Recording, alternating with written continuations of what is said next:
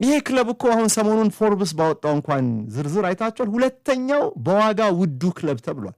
ክለቡ እንደ ክለብ እንደ ተቋም ቢሸጥ ቤት እንደምትሸጡት መኪና እንደምትሸጡት ፉትቦል ክለቡን እንደ አንድ አሴት አይታችሁ ቢሸጥ ገበያ ላይ በሚያወጣው ዋጋ ከዓለማችን እግር ኳስ ክለቦች ሁለተኛው ውዱ ክለብ ነው ብሎ ፎርብስ የአሜሪካዊ ቢዝነስ መጽሔት ያወጣው ዝርዝር ባለፈው ሳምንት ይሄን ያሳያል።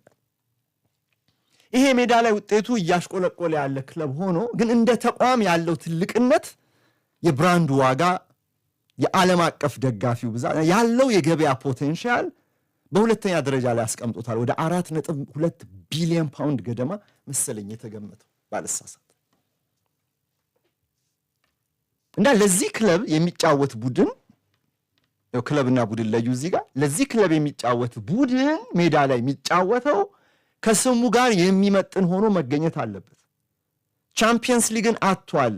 የኢሊቶቹ ማህበር አባል አይደለም ማንቸስተር ዩናይትድ። እንደ ተቋም ካያችሁት በታሪክም በአቅምም አሁን ባለውም ከፍ ያለ ደረጃ እዛ ነበር ቦታው። የማይመጥነው ቦታ ላይ ነው አሁን የሚገኘው።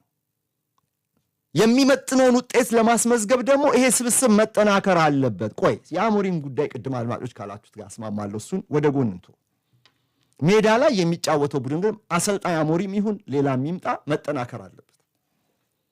ይሄን ሽግግር ወቅት ክረምቱን መጠቀም አለበት ማንቸስተር ዩናይትድ የግድ።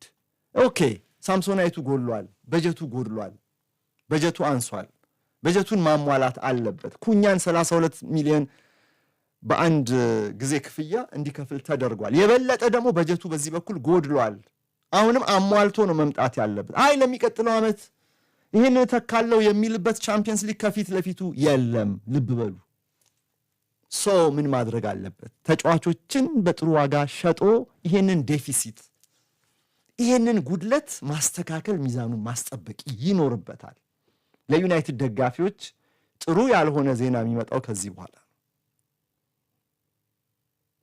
በኋላ ነው። ማንቸስተር ዩናይትድ እንደዚህ ያለውን የገቢ ክፍተት በአንድ ጊዜ መድፈን የሚችልበት እድል ከፊት ለፊቱ አለ። ጨከን ብሎ ግን መወሰን አለበት። ደጋፊው የማይፈልገው ውሳኔ ቢሆንም ጨከን ብሎ ቁምጭጭ ብሎ መወሰን አለበት። ቻምፒየንስ ሊግን ያጣው ማን ዩናይትድ 100 ሚሊዮን ፓውንድ በትንሹ እናገኝበታለን ያለው ውድድር ነው በራሳቸው አለቃ ሰር ጂም ራትክሊፍ አገላለጽ። አሁን ግን ቻምፒየንስ ሊግ ላይ ሳይሳተፍ በአንድ ተጫዋች ሽያጭ የቻምፒየንስ ሊግ ገቢን የሚያገኝበት እድል ከፊት